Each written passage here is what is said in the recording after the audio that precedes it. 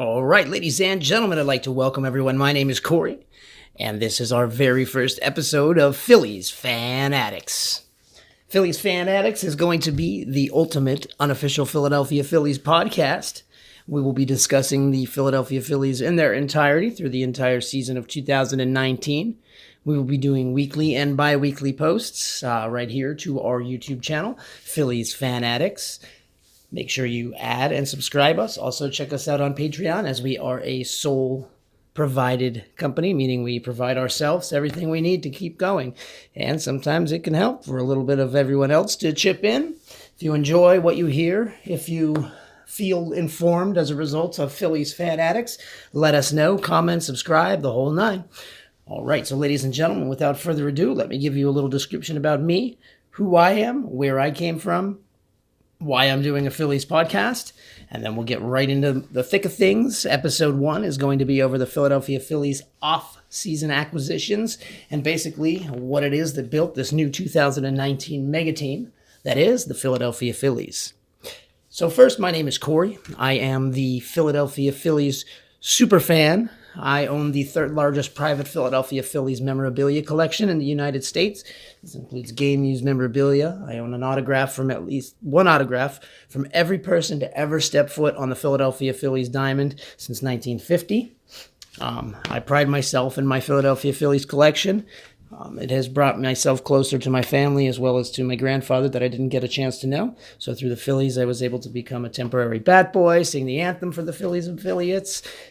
Just a little bit of everything got me a nice opportunity to meet a lot of the players, become one-on-one with some of them, and it's given me this insight and perspective that I'm going to be able to share with everyone here in these Phillies podcasts. So, first, let's start with our 2019 Philadelphia Phillies. Holy heck, was this a great offseason. I must say this rates within, I'm definitely going to say probably my top 2 off seasons while I was alive since 1985. I might say that I did like the year that everybody, the pitching staff was bumped up when they added Oswalt and crew. That was definitely another exciting offseason where we all had the opportunity to look forward to the season coming. I think this is the most excitement that myself or any of my Phillies fans that I speak with on a regular basis, as well as some of the front office and back staff that, I have contact with. There is just a vibe unlike any other. And I really feel that if this team is able to mesh like I see the numbers combining at, I don't see any team in the National League, better yet, major leagues, capable of stopping them. I think this team is a team to reckon with, and let me explain to you why. So first off, I'm going to go over the new roster acquisitions, and then we'll discuss the in-depth chart as a whole. So first, we're going to talk about the purchases rather than the trades. So we don't get upset on what we lost, or if you consider it that, we're going to talk about what we just outright purchased. We're going to start with pitching. First, we got David Robertson. Dave Robertson is a great pitcher. He pitched for the New York Yankees for a little while there, also the White Sox. His 2018 numbers, I think he had a 3.23 ERA, which is, right in the average for Major League Baseball upper-end pitchers. He did have an impressive whip of 1.03, which is walks and hits per inning, for those of you who aren't familiar with some of the new Sabre metrics. In this podcast, I'll try to explain what it is that I'm saying so you understand what it is. So it's walks and hits per inning. So that means he only has either one walk or one hit. So unless that's a home run, his average is basically keeping one runner on, and that's it. So, basically, that gives us the opportunity as a team to utilize Robertson as a off-the-bench bullpen tool. I can see Robertson as a closer, which is what I believe we picked him up as he does have 137 career saves in, 654 games. So we're looking at about one-fifth of his games came through as a save, or at least a save opportunity for him to turn over that save. So I'm sure he had more closing opportunities. However, the cards fall where they may. His career ERA, we're looking at a 2.88. So last year, he was a little higher than, his average, but maybe with the team and the energy that this team is going to bring, we can see Robertson back to his true form, and maybe we can get a 2.88 out of him or something similar. Now, we got him as a pretty decent price. He was a 2011 All-Star. We're paying around $11.5 million a year. He was the only member of the acquisitions this year that was self-represented. So Mr. Robertson got this price on his own. So basically, we dealt with the player directly. This is good for many reasons because, number one, from an ownership perspective, you have the ability to talk with this player on a more one-on-one level. You're more applicable to open up to him. For instance, if you were sitting there with Bo Ross and Harper, you'd be discussing, certain things, but you can't say much because Bo Ross is partners and balls in all the different ballparks. Whereas Robertson, it was only himself, and I. So I think that put him in a very unique perspective, and it's something that I think players as a whole should take a look at as independently representing themselves if they have the knowledge and ability, that is. But clearly he had it. He pulled in $11.5 million a year for the next 2 years, so we're looking at a nice $23 million 2-year agreement. And we also got an opt-in for a third year there, and that's going to bring him in at $12 million. So we got him now locked up at least until 2020 and looking like a nice 2021 option, if things pan out as I at least see them coming through as. Okay, next on our purchase list, we have Andrew McCutchen.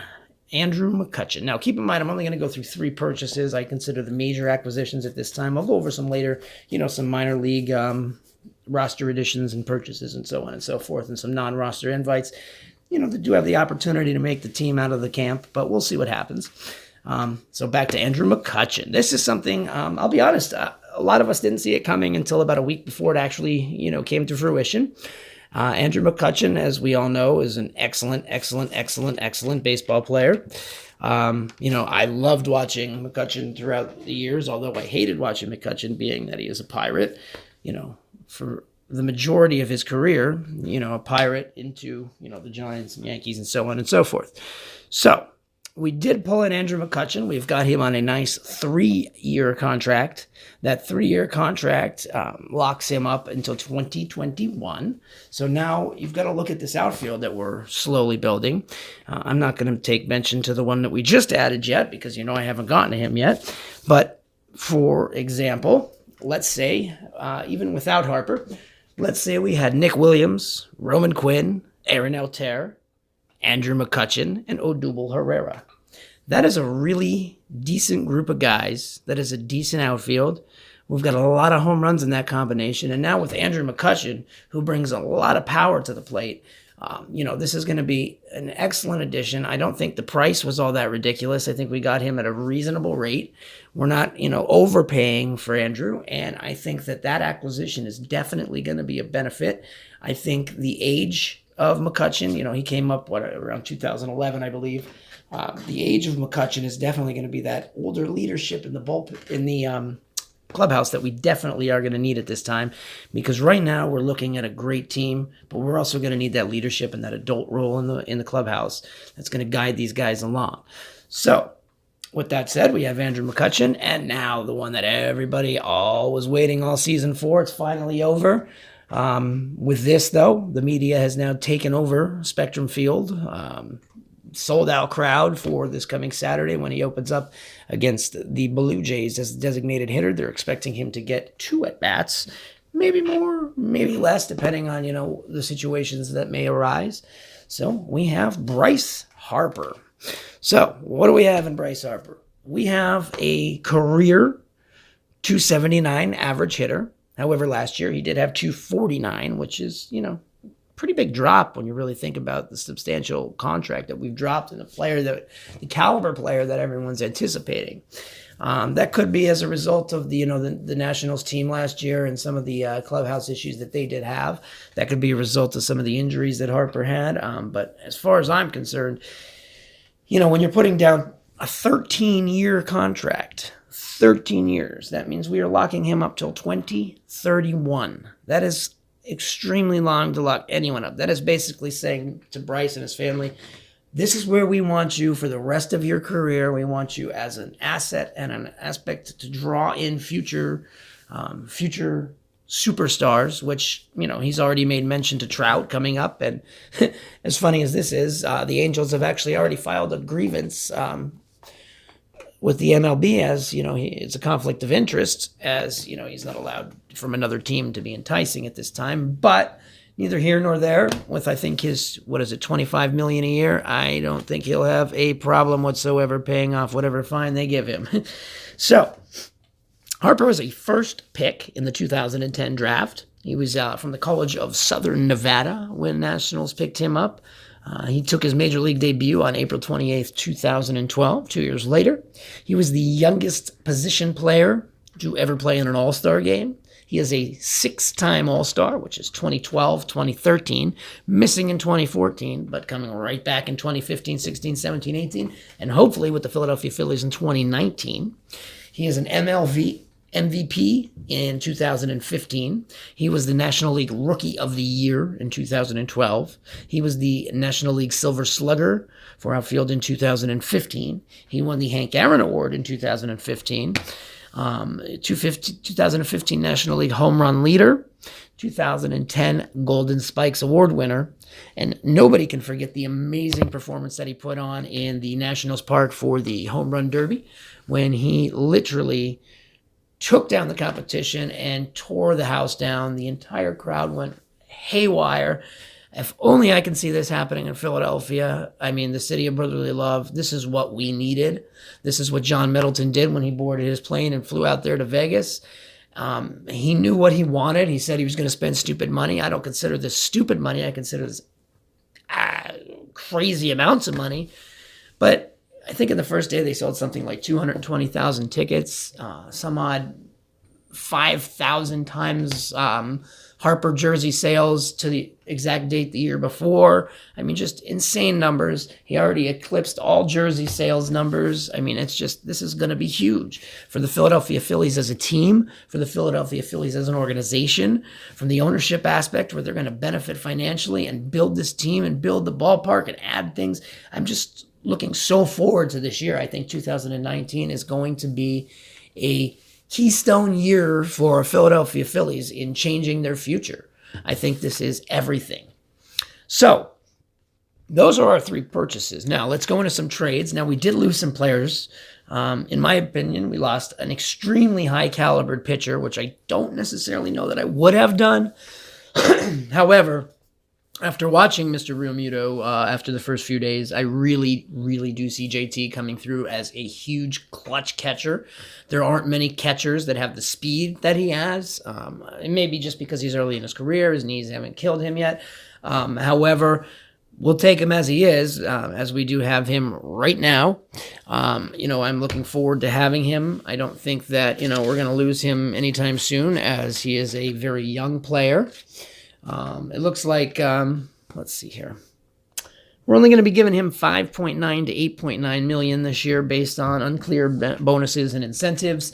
He was with the Marlins obviously last year. He has a .279 lifetime average with 59 home runs, 243 RBIs. He was a 2018 All-Star as well as a 2018 Silver Slugger.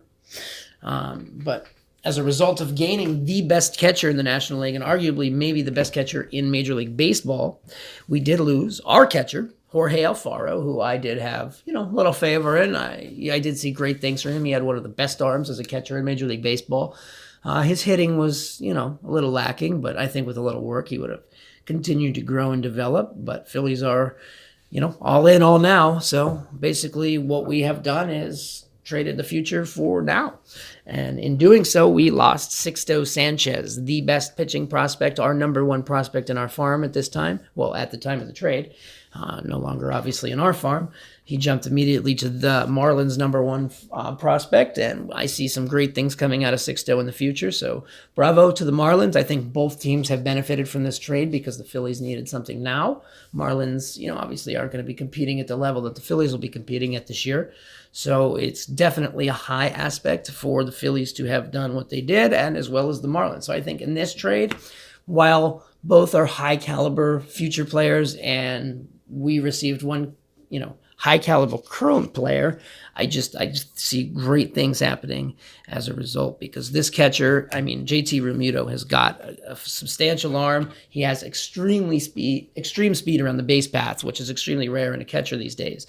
I'm looking now at his 18 stats going back to 14 with Realmuto. In his first year with only 11 games, he didn't get any home runs. But then once he got substantial at-bats, anything over 400 at-bats, he hasn't turned in a series with under 10 home runs. Every year growing, so that shows me that, his swing is improving. His stance is improving, and as a player as a whole, he's improving. He's gone from 10 to 11 to 17 to 21 home runs last year. 21 home runs is awesome. If we have, I can honestly see our Philadelphia Phillies hitting around 250, 300 home runs if all goes well. I know that's a crazily high number, and it's an asking price that maybe we can't achieve, but I would like to see something. If we can get Harper hitting 30, we can get Odubel hitting 20, we can get, every single solitary player on our 8-man roster minus the pitcher to hit 20, which I can see happening even with Cesar and Michael. That's 160. 8 times 20 is 160. That's 160 home runs. So more realistically, I'm saying between 150 and 200 home runs. Maybe 250 was a little high. But definitely a huge improvement from last year based on the fact that we've now added Harper, Realmuto, and McCutchen, as well as who I'm about to speak about in the other trade. But first, let me finish what we lost in the Realmuto trade. We also lost a guy named Will Stewart, a minor leaguer in our system. I think he was a pretty decent pitcher. As far as, what he was in, what we were anticipating out of him, I don't think anything, substantially high. I don't see him as a, first tier starter. I don't see him as a high-end bullpen piece. So basically, he was an add-in at the last minute, as well as the $250,000 international signing bonus money. So that is what we lost for JT Realmuto. So welcome to the Phillies. Next, let's see here. We lost Carlos Santana. We lost Carlos Santana for Gene Segura, James Pazos, and Juan Nicasio. So let's start with the pitchers. Let's see here. We'll start with James Pazos. We're looking at Pazos. He has a 9-6 record from last year. He's got a 3.54 ERA. Not too shabby with 116 Ks. Last year he was with the Yankees and the Mariners. We did lose Carlos Santana and J.P. Crawford in this trade.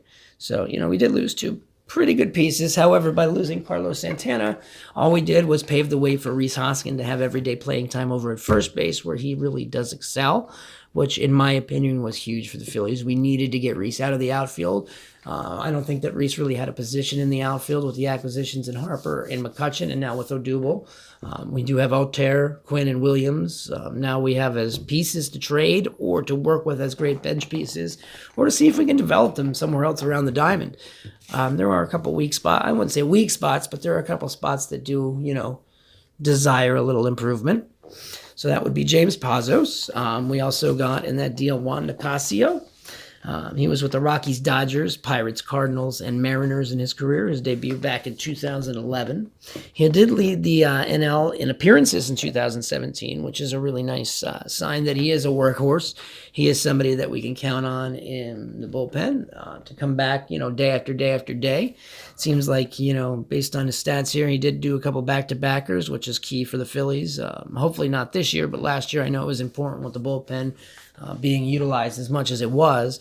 I see that, Nicasio was a great add if that does bound back to what it was. But hopefully, with the staff that we put together this year, that's not going to be the case.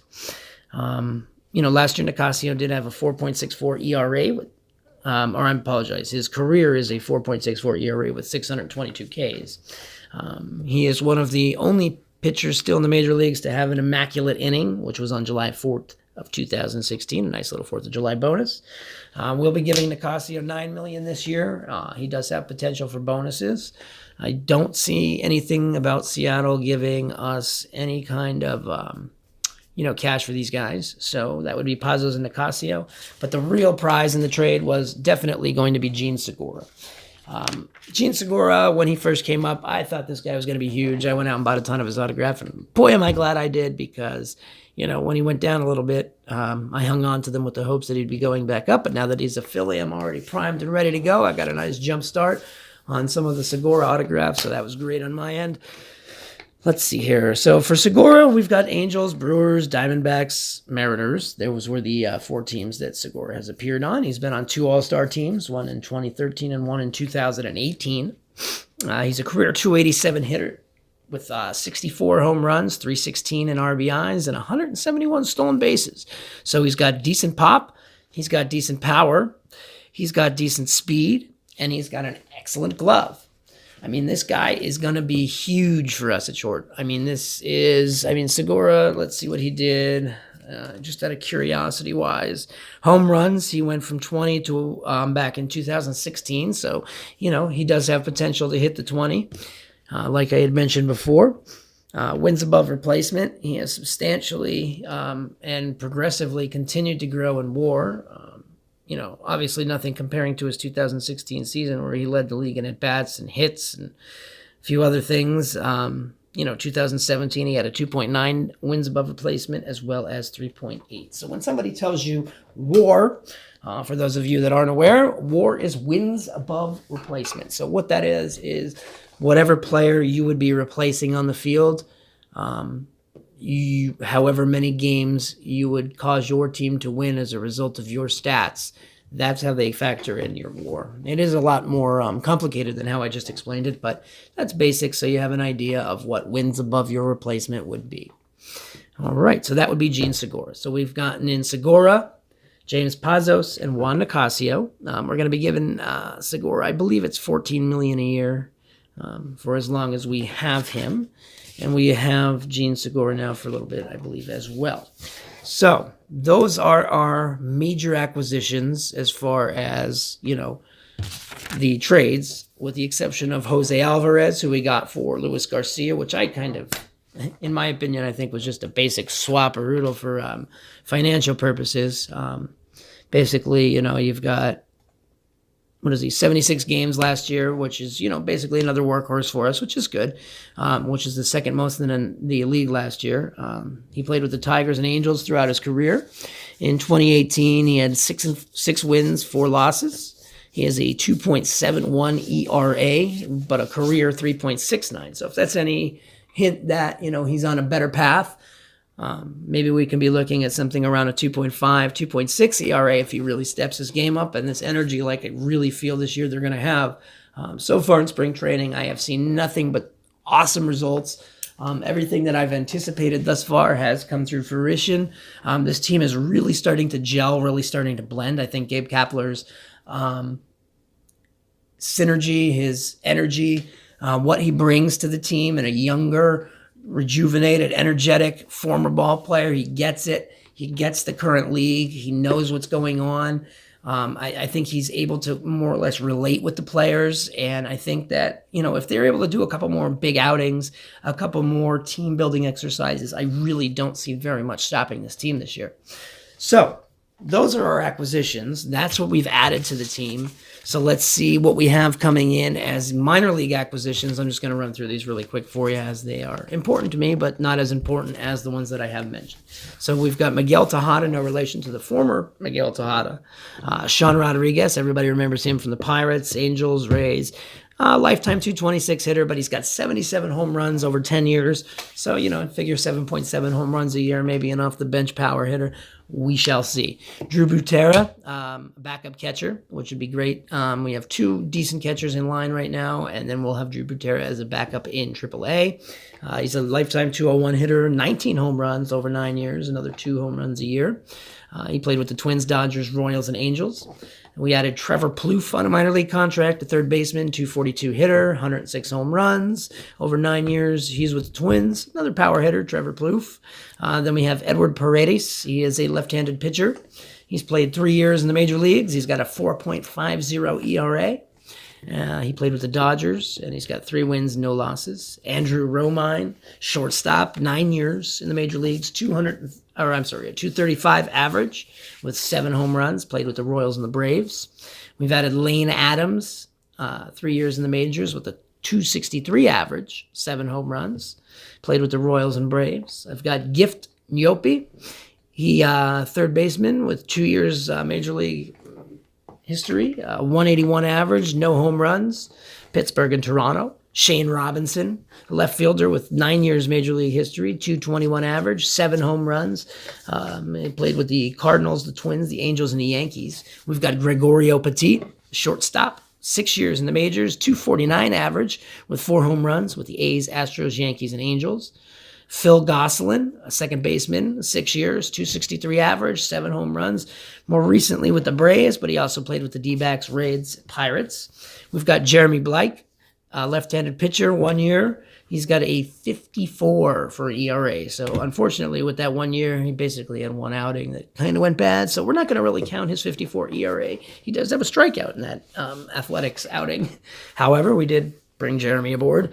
Also, Rob Brantley, a little more popular on the list. He's got 4 years, a 230 average only with 7 home runs, but he did come with the Marlins and White Sox. We've seen him a few times back in the day, as well as Josh Martin, a right-handed pitcher with 7 years Major League experience, with a 3.33 ERA with 395 strikeouts. However, all of his experience, rather than the 7 years, was in the minor leagues. So maybe Josh can make the step up to the major leagues this year, if the need does come about. So, with that said, that is our minor league and major league additions this year. To recap, we went ahead and we have added some of the greatest additions to Major League Baseball rosters this year. I'm pretty sure that almost everyone that's rated the off-seasons has put the Phillies in the top 2, right there with the Yankees, even though they don't have any real major acquisitions. The acquisitions that they did have and the subtractions, more or less, put them in the same caliber class that the Phillies have with the additions that they have. So we've gotten David Robertson, Andrew McCutchen, Bryce Harper, Gene Segura, JT Realmuto, Juan Nicasio, James Pazos, Jose Alvarez, and a slew of minor leaguers. Those are some great additions. So what we are looking at is one of the most power-packed, best-built lineups I have seen in some time. Phillies fans, this is our time. This is our time to get excited. And let me tell you why. Here's what we've got going on. I'm going to start with our infield, outfield, and then we'll get into pitching. So first we have catchers. We have the best catcher in the National League, JT Realmuto, as well as a nice, decent backup, a younger guy, came through the Phillies system, knows CBP, knows where he's at, and that's Andrew Knapp. But our starter is all-star JT Realmuto. Then we're going to move right down to first base. Finally, Hoskins is going to have some full playing time at the position that he is meant for, first base. With his build, with his stature, with his home runs, with his bat, with his RBIs, there is no stopping that first base position. It's exactly where we needed him to begin with. The outfield was kind of just to fill him in with Carlos Santana to get us an acquisition for over last year, to give the fans something to be happy about. But frankly, it worked out for a little bit. It got us by. But now it's time to make the move, to give our farm-grown superstar, Rhys Hoskins, the chance that he needs. So we've got Rhys at first. We've got a decent backup coming up from the farm system. I've always, thought very highly of Mitch Walding. He's been around for a while. I remember, back in 2011, even picking up some of his autographs. However, as a great backup to Rhys Hoskins, another decent framed guy, nothing too big, can still run, can hit. Mitch Walding is coming in as a backup to Rhys Hoskins. So we've got another all-star caliber starter in Rhys Hoskins. Now we're moving on to second base, where we've got Cesar Hernandez. Cesar started off as nothing of a power hitter. When he first started, he came around with 1 home run, 6 home runs. Then he jumped to 9, and then all of a sudden, out of nowhere last year, 15 home runs. The kid has put through a substantial year. Every year before, he did have higher averages, 290s, 280s. He did drop substantially in his batting average down to 253, I think, more or less, because he was swinging for the fence now that he knew he had the ability to do so. But the improvements in his swing that I've seen over the spring, the improvements that I see him putting forth, I really see him coming through as maybe another 15 home run hitter, but not striking out as much and really hitting for average, to build that average back to 230 so we can see his RBIs increase substantially. I think over 60. I think I could see him at about 80 RBIs this year. I want to see him at about 16, 18 home runs. I think that as he progresses, things will really fall into place. And he has the potential to rest, and he has the potential to almost have a fire under his behind, because he also has Scott Kingery, a superstar, a substantial salaried superstar for our Phillies, one of the first of its kind contracts the Phillies ever gave out in Scott Kingery. He has an awesome utility background. He is basically our super utility man. And I think when, Cesar, Michael, even Reese or Gene need a break, Scott is going to be right there. And I think that rotation of him bouncing between those positions is only going to build Kingery even further to be exactly what we need out of him. I really do see the Phillies as the ultimate team. I see them as the ultimate superstars. And I can't even explain how excited I am for all of these activities that are about to be happening with our Philadelphia Phillies. So let's move on to third base. Homegrown, awesome guy, Maikel Franco. He has been with us for some time. He is definitely a homegrown talent. I do see Maikel, coming through for us this year again. I do see him, needing a little bit of work. His figure is definitely, he's got a little belly going on there. I don't see him in the gym as much as, he used to be. His batting average went from, 230 to 270 last year. So his average definitely did increase. His home runs went down a few, but he's still cracking past 20. Like I said, almost everybody in this lineup has the potential to hit 20 home runs or close there too. I am so excited for this team. So we've got another all-star in Gene Segura on shortstop. So literally catcher, first base, second base, third base, and shortstop are all all-stars or all-star caliber players. Now let's move to one of the greatest outfields I've ever seen assembled in the major leagues.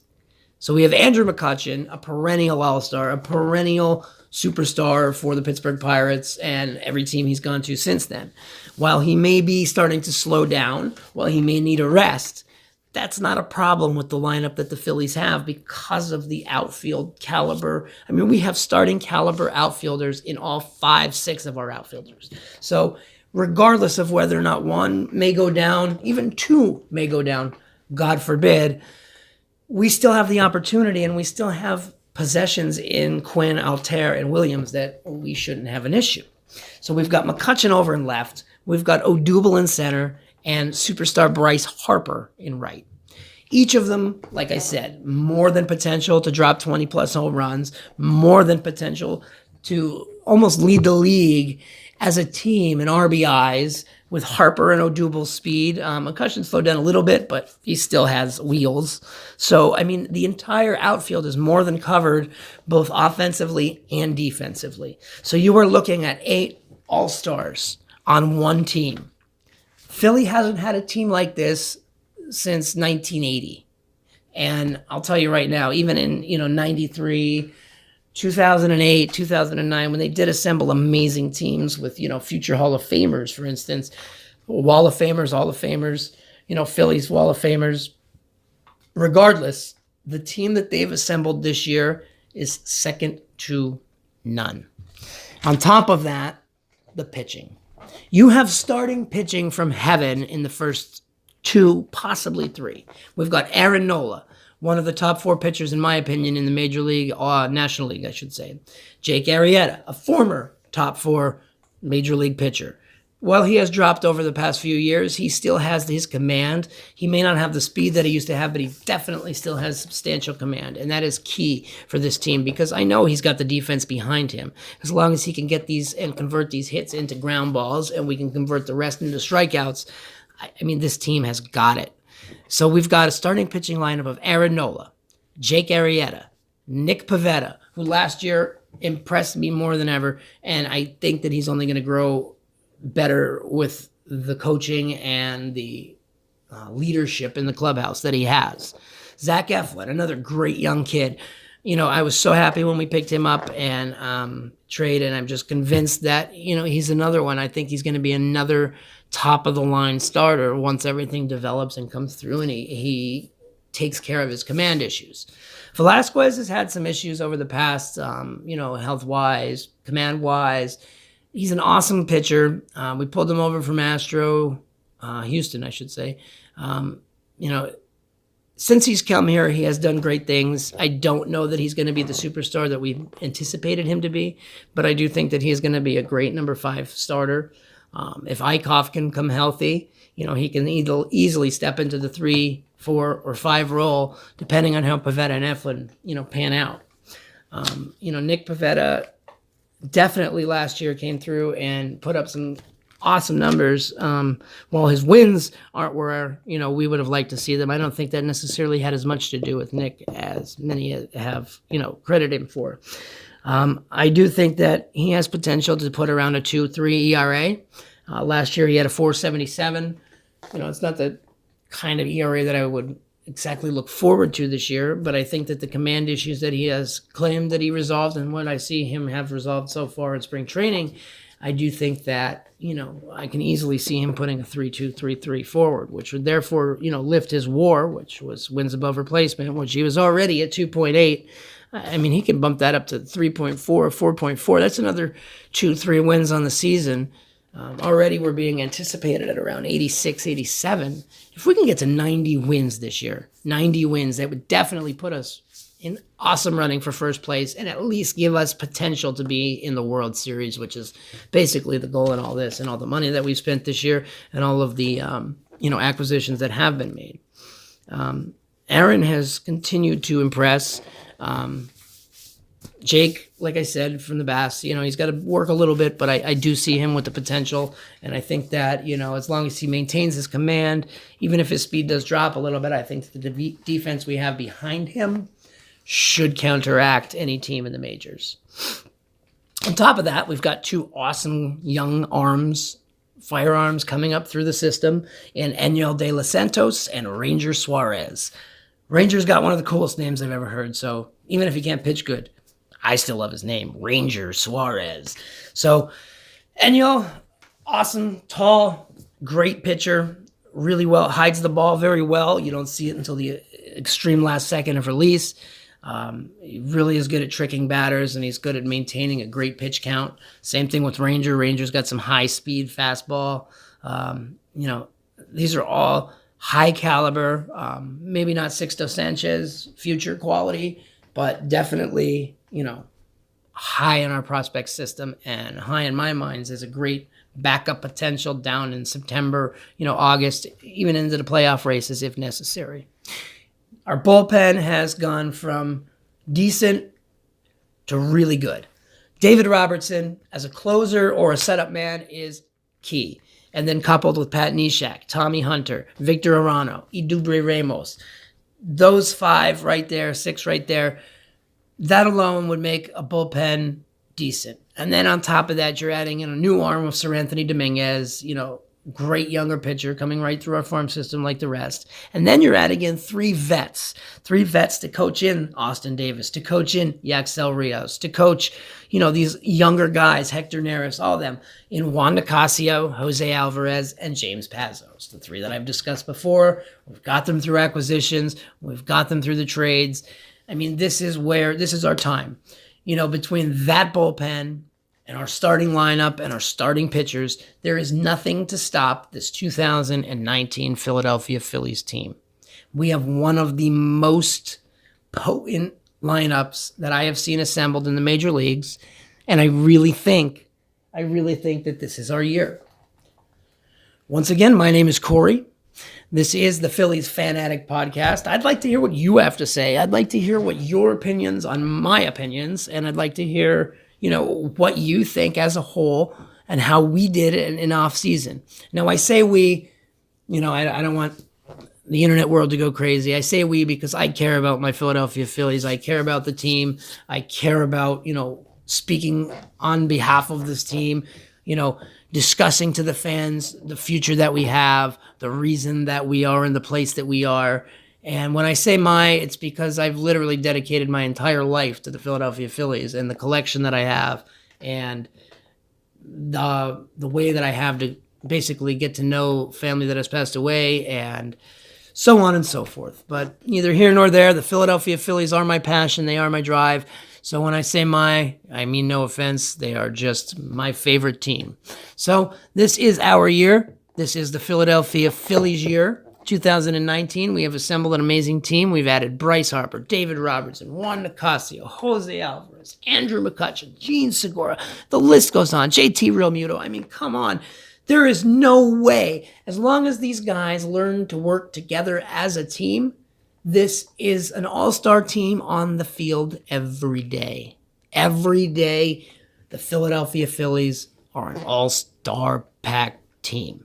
I can't wait to see the All-Star game this year. I have a feeling it's just basically going to be the Philadelphia Phillies versus the American League. That would be my dream. So basically, Philadelphia Phillies Fanatics, here it is. Podcast number 1. We've gone over every acquisition this year as well as our basic lineup. When we come back at you later on in the week, we're going to be discussing the first 2 weeks of spring training, how each player has progressed, what, the players that we've discussed today, how they have meshed any major news that's going on within the Philadelphia Phillies system, as well as information on how to acquire first season tickets and tickets for your first game, so on and so forth. So we will keep you informed. We will keep the fanatics ready to roll and ready to stick their tongues out at every team as they come through and to shake their hips with the Philly Fanatics. So ladies and gentlemen, my name is Corey. I am the Philly Fanatic, and this is the Phillies Fanatic Podcast.